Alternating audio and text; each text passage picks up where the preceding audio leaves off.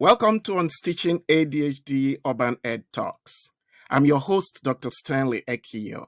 In this episode, our focus will be on ADHD in schools. Today, we have the honor of having Ms. Sue Agostinelli, a nationally certified school psychologist and expert in this field, joining us today. Sue, thank you for joining us, and we appreciate your willingness to share your expertise and experience working with students with ADHD. Oh, no problem. Thanks for asking me. Mm.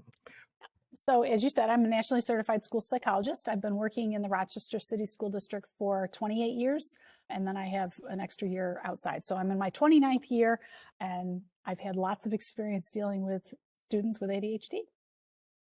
Thank you. Can you give us an overview of ADHD for those listeners right now that are wondering, what it is? Sure.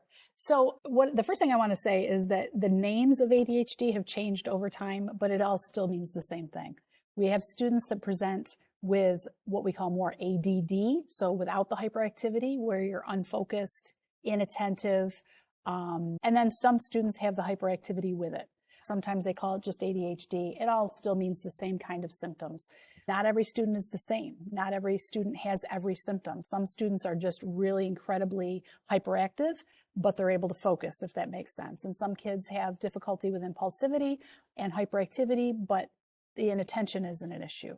Or sometimes there's students that are just much more internally distracted, where internally things are going on in their brain. They're just, not able to focus within their brain, but to see them, they look like they're paying attention. So every student is very different, and it's very important to kind of not put every kid in the same bucket. It's very different. You have to handle them one by one and see what makes a difference for them. How would you describe its impact on students in the school setting from your experience? It impacts a lot. It can greatly impact students that are what I call more externally distracted. So those are the kids that either have a difficult time sitting for the amount of time that they need to sit. Sometimes they're so impulsive, they're running. Those kids that look more externalized can often be categorized as being a behavior problem, where it may be something that they're really, truly not able to control. So those kids get noticed first by nature of the fact that they're disrupting the class or they're disrupting the school, and they often require an adult to get them back on task or get them back into their seat. The other students that I worry about a lot more are those what I call internalized kids. Those kids that they look like they're nodding their head and they seem like they're paying attention, but really what they're thinking about is some other thing, and they're not able to process that information. And sometimes those kids get lost. They fall through the crack. They think, oh, that student must have a learning disability. That student's just, they may have, other issues going on. And really what's going on is their brain is processing something totally different than what they're supposed to be processing.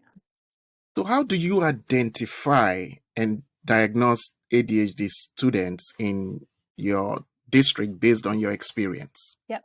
So ADHD, whether you have hyperactivity or not, is a medical diagnosis. It's diagnosed through the medical community. It is not something we diagnose within the school district. However, we see kids, right? We see kids that are diagnosed and not diagnosed. And when I get referrals for kids, this student, we know this student's got ADHD, this student's got this.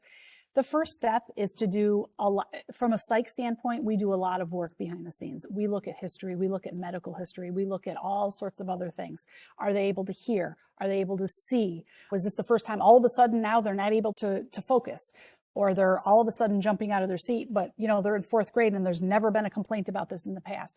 Things like that. We have to do a lot of kind of investigative background history to see what's going on and kind of pinpoint what is happening. And I want to really emphasize, especially for educators and for parents, that ADHD isn't necessarily like, you can't go to the doctor and take a test like you would for your eyes, right?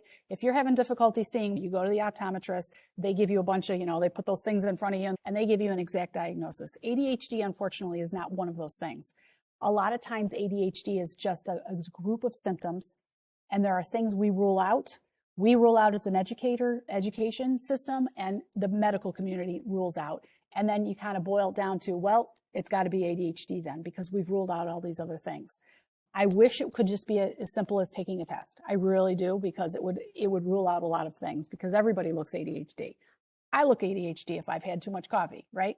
Or if I haven't got enough sleep, I'm not processing information like I should be, right? Or as quickly as I should be. So there's a lot of things that you have to rule out before you can, really pinpoint that ADHD is really the culprit.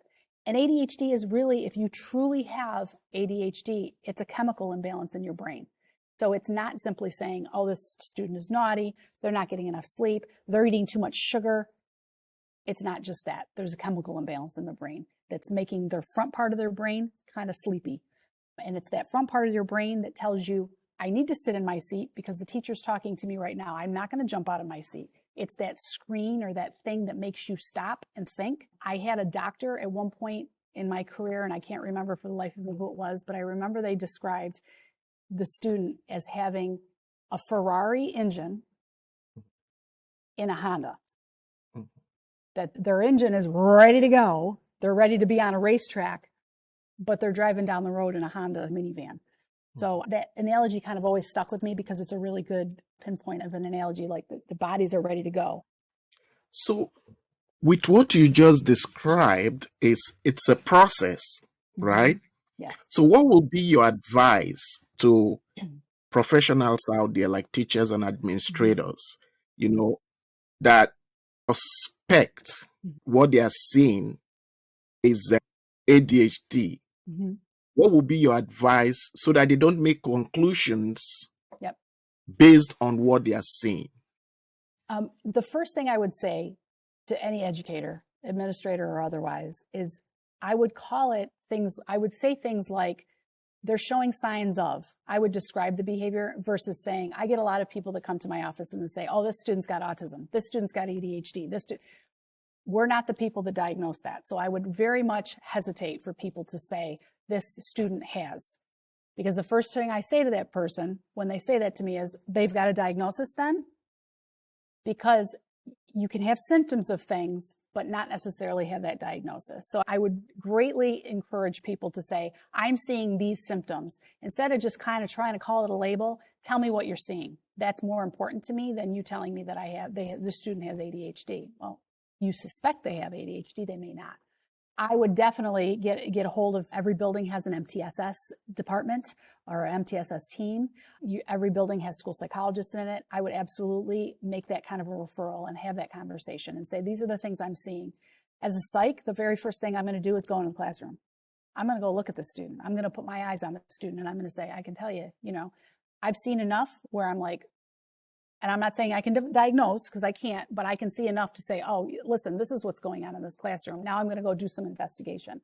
One of the things doctors always have us do as part of diagnosis is ruling other things out educationally. So we have to rule out that there's a learning disability going on, because if a student has a true learning disability, like an auditory processing problem where they truly have a difficult time understanding auditory information and remembering it and getting it back out again, that can very much look like ADD, right? If I'm not understanding what's heard or what I'm hearing, it looks like I'm not paying attention.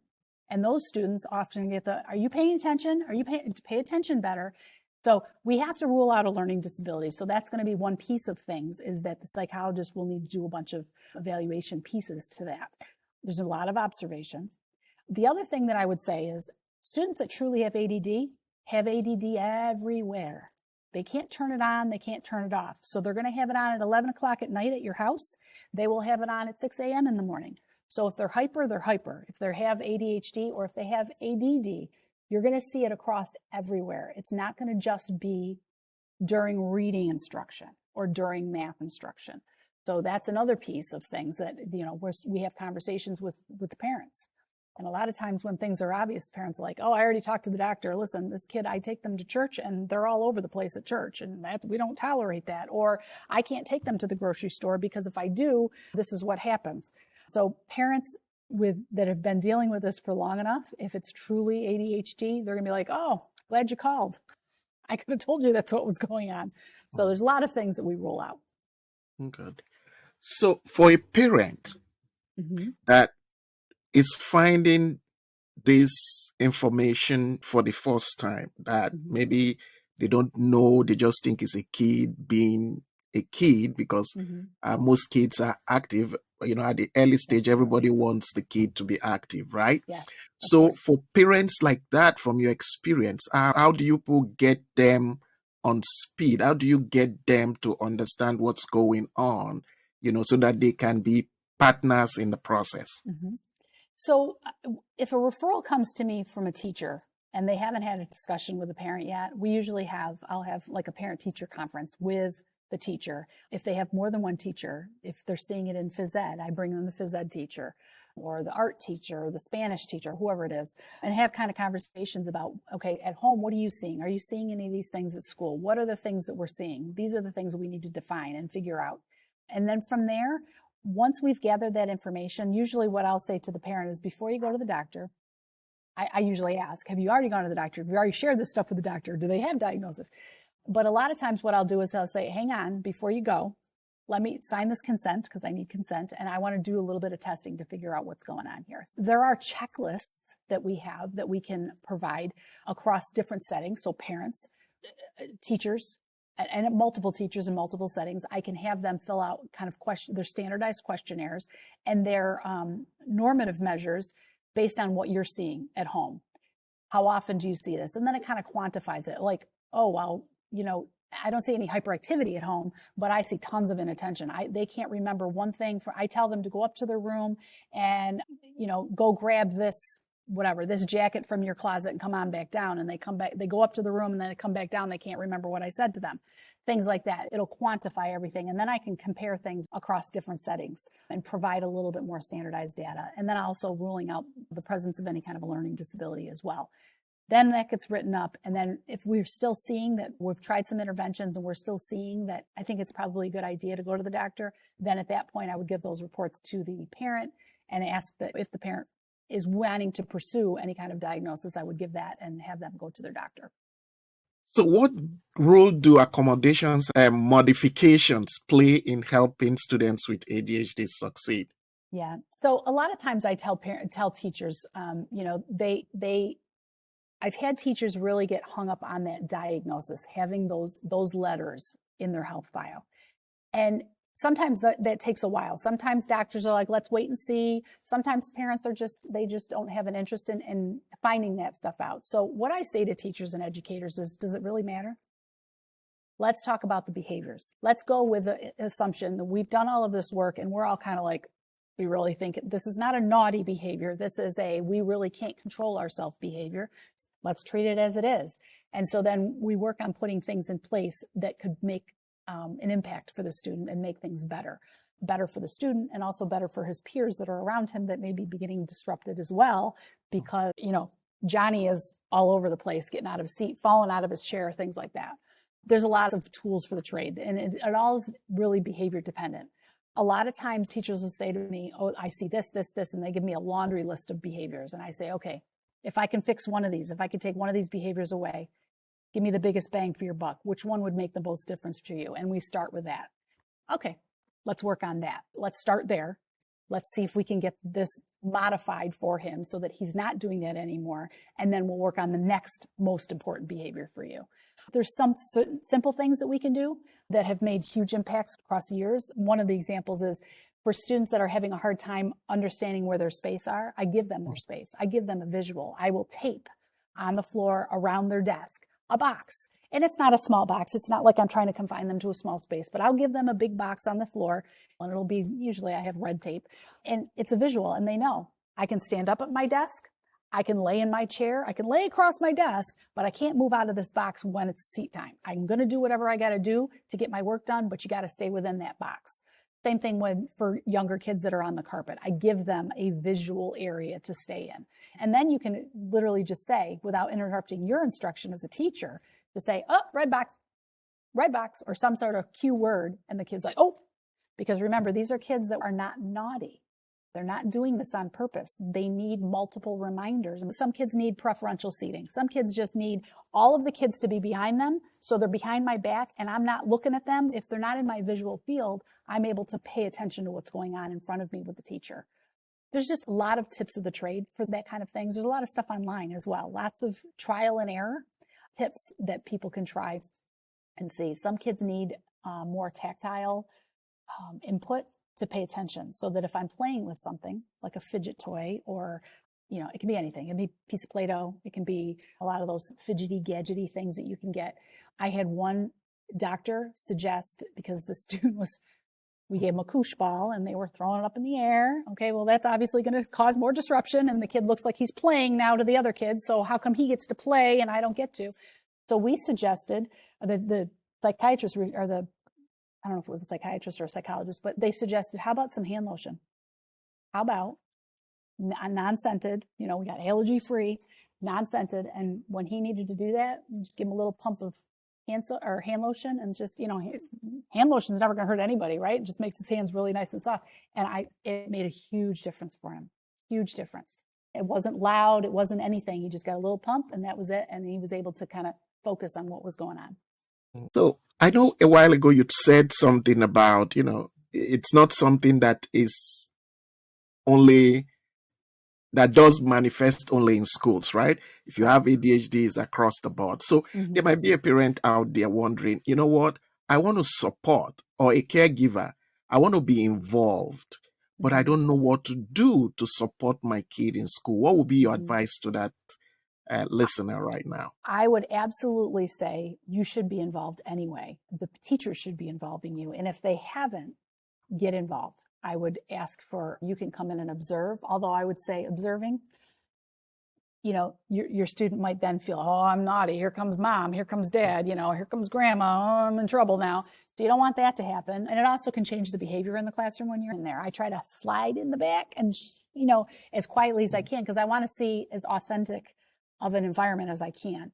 But I would definitely be talking to, having parent conferences with the teacher, having with the MTSS, or the intervention team at your building. And if the teacher's like, hey, this is what I do for this, when I'm seeing this behavior, this is what I do. Have you tried that at home, or do you see that at home?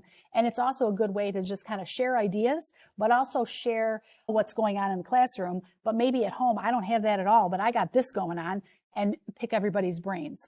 Or there may be things that from home that works that we can then bring into the classroom. So sharing those ideas, I would encourage any parent for any kind of behavior. I don't care whether it's ADHD or any kind of behavior.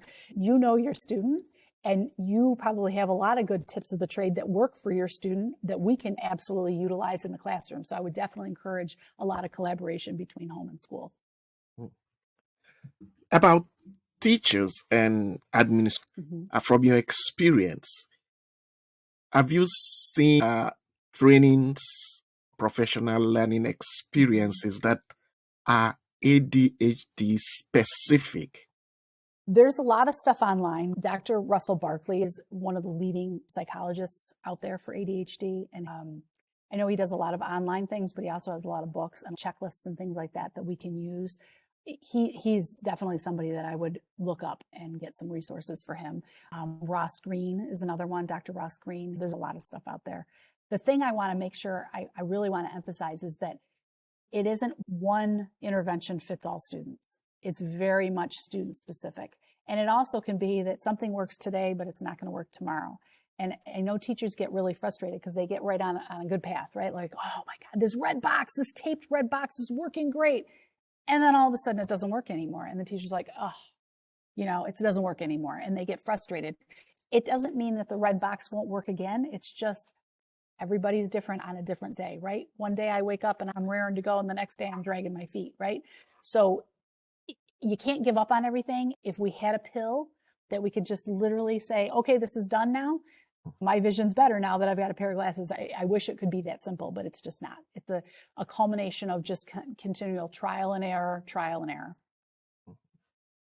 there any local resources or organization that you are aware of through your experience that you always suggest parents reach out to? To be very honest, I'm drawing a blank on my head. I know there's a lot of stuff out there, but I would greatly encourage you to get in touch with your school psychologist at your building, because they are just, they'll find you stuff. If they don't know, I'm going to find stuff for you, and they will find stuff for parents based on tailoring exactly to what they're needing.